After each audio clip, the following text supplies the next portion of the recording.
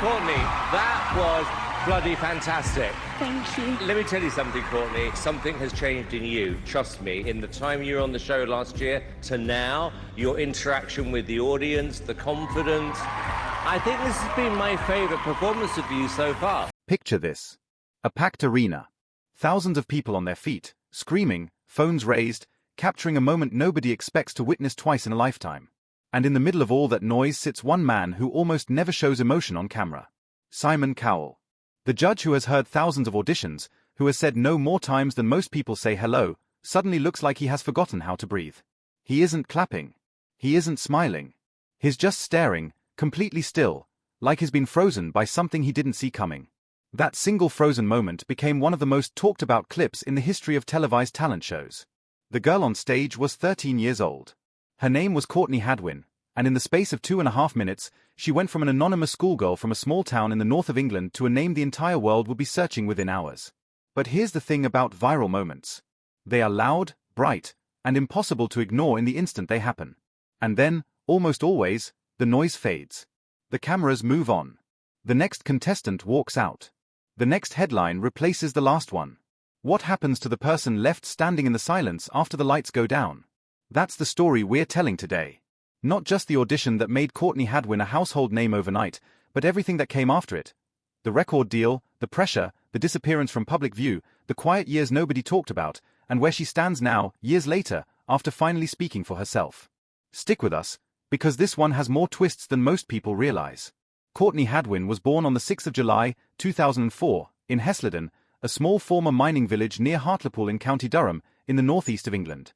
It's the kind of place where everybody knows everybody, where opportunities for a career in music are not exactly falling out of the sky, and where a kid with a big voice has to build something out of nothing.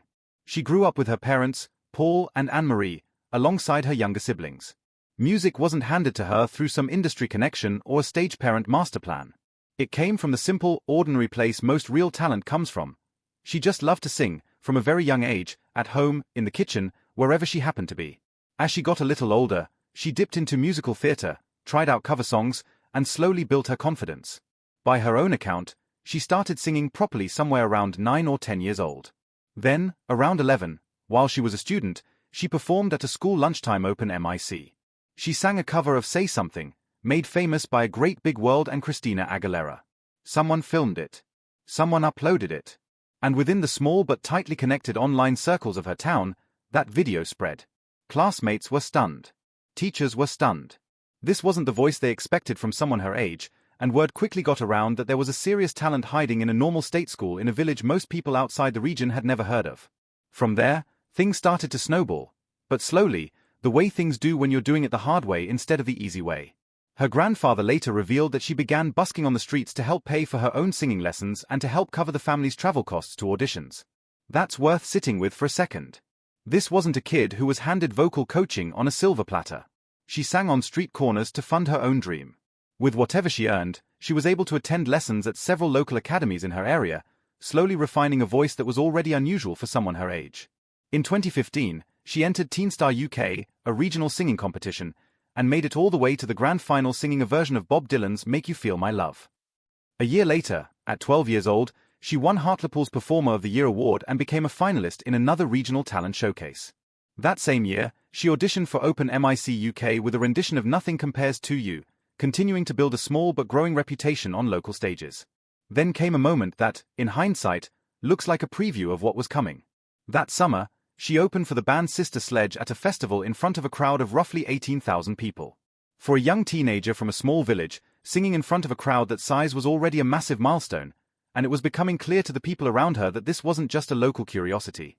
This was someone with real, transferable stage presence. The following year, she appeared on The Voice Kids UK, delivering an audition of Tina Turner's Nutbush City Limits that was strong enough to earn her a spot on a coach's team. She advanced through the rounds, performing songs like Dancing in the Street and James Brown's I Got You, I Feel Good, eventually finishing as a finalist. Across these early years, people around her noticed something that would later define her entire public image: an intense, almost disciplined work ethic. She practiced vocal exercises daily. She treated her craft seriously, long before most kids her age were thinking about careers at all. None of this would have been possible without her family. Her mother recognized early on that what her daughter was doing on stage went beyond a normal hobby. Her father took on extra work, delivering pizzas and picking up odd jobs, just to help fund petrol money and travel so Courtney could keep showing up to auditions and open MIC nights across the northeast of England. When bigger opportunities eventually arrived in America, part of the family relocated to support her, with her father traveling back and forth so she could compete while still keeping up with her schooling. Whatever came later, one thing stayed constant throughout Courtney's early years: she wasn't chasing fame alone. She had people around her who believed in the work before the world ever noticed it. By early 2018, all of that groundwork led to an invitation to audition for the 13th season of America's Got Talent. It wasn't a plan she or her family had specifically pursued. It reportedly came through producers who were scouting international talent for the show. It turned out to be the opportunity that would completely change the direction of her life. At just 13 years old, Courtney walked out onto the America's Got Talent stage looking exactly like what she was: a nervous schoolgirl from a small English village, completely out of her element in a massive American television studio.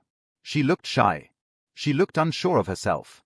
And then the first notes of Otis Redding's Hard to Handle came out of her mouth, and the entire room changed. Her voice was raspy, powerful, and strange in the best possible way, like it belonged to someone who had lived several lifetimes more than a 13-year-old possibly could have. The nervous schoolgirl who had walked onto the stage seconds earlier was gone, replaced by a performer with wild energy and complete command of the room. Simon Cowell, a man famous for his blunt criticism and his refusal to be visibly impressed by almost anything, sat frozen. When he finally spoke, his words became one of the most quoted lines from that season. He told her she had walked out as a shy little thing, but the moment she opened her mouth to sing, she turned into something else entirely. Howie Mandel, one of the other judges, didn't even wait for the segment to finish talking. He hit the golden buzzer, sending her straight through to the live shows, and told her that her voice belonged to a completely different musical era, comparing her sound to legendary blues rock vocalists from decades earlier. The reaction online was immediate and enormous. Within hours, her audition clip was spreading across every corner of the internet. By the time later rounds of the competition aired, that same clip had been viewed hundreds of millions of times worldwide, an almost unheard-of number for a singing competition audition. Commentators, fans, and critics were already using words like generational talent to describe her. She advanced through the quarterfinals and semifinals, delivering performance after performance that blurred the usual line between child performer and seasoned professional. By the finale, she had a genuine international fanbase. In the end, she didn't win the competition outright, ultimately placing among the finalists rather than taking the top spot. But by any reasonable measure, the competition had already done its job. It had introduced a completely unknown teenager from a small English village to a massive global audience, and it had turned her into one of the most talked-about breakout stars of that entire television season. Shortly after her run on the live shows ended, Simon Cowell signed her to his record label, in partnership with a major American label group.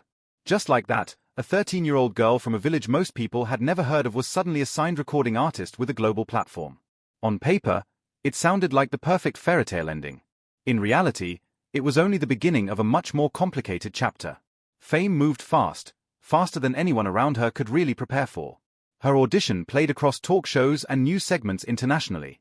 Headlines compared her to some of the greatest voices in music history. Almost overnight, she became a recognizable name in America and an object of intense curiosity back home in the United Kingdom. Then, that December, she signed a long-term recording and publishing contract.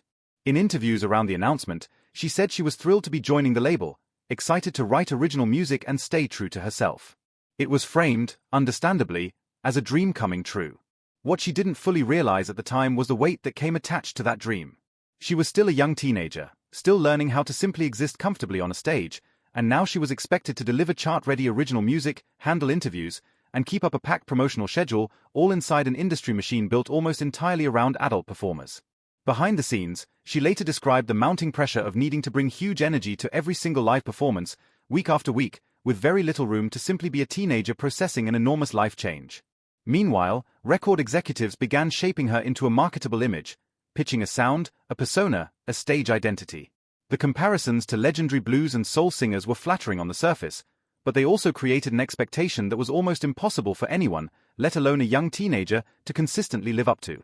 At 14, she found herself sitting in professional songwriting sessions with producers and industry teams who were often pushing her toward a more polished, radio-friendly pop soul sound, even as she was still figuring out her own artistic voice. She later reflected that people around her were constantly telling her what she should sound like and who she should be, and that somewhere in that process, she felt like she lost a sense of control over her own direction. It was, by her own description, both exciting and exhausting at the same time. She was flying between the UK and the US, expected to record original material, shoot promotional content, and stay constantly camera-ready, all while still technically being a schoolgirl navigating adolescence. Even as public praise continued to pour in online, privately she was struggling to feel like she was actually in charge of her own career. The tension eventually became too much to sustain quietly. Slowly, her public presence began to shrink. Social media posts became less frequent.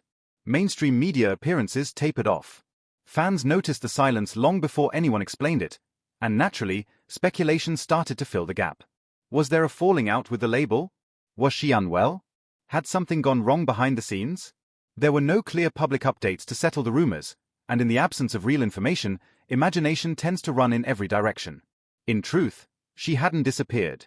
She had stepped back, deliberately, to try to reclaim a sense of herself outside of the industry machine that had, in many ways, been built around her rather than with her. As the years passed, the connection between Courtney and Simon Cowell, which had never really been a personal mentorship in the first place, simply faded into the background of both of their lives.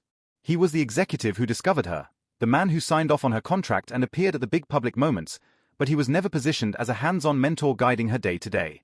His job, at the end of the day, was to identify talent, not to manage the emotional weight that came with placing a young teenager inside a global spotlight.